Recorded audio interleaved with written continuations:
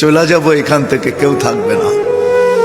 যিনি থাকার উনিই যখন থাকেন নাই, কারো কাছে মালাকুল মউত অনুমতি নিয়ে আসে নাই, আসবে না। শুধু একজন মুহাম্মদুর রাসূলুল্লাহ সাল্লাল্লাহু আলাইহি ওয়াসাল্লামের কাছে মালাকুল মউত যখন আসছেন, তো আল্লাহ বলছে বন্ধুর কাছে অনুমতি নিয়ে ঢুকবে। অনুমতি দিলে ঢুকবে, নাইলে ফিরে আসবে।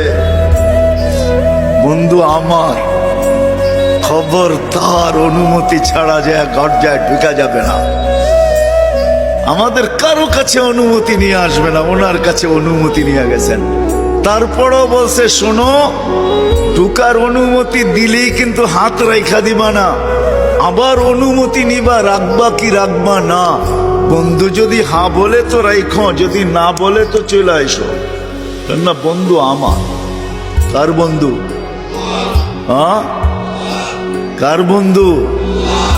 হাবিবুল্লাহ।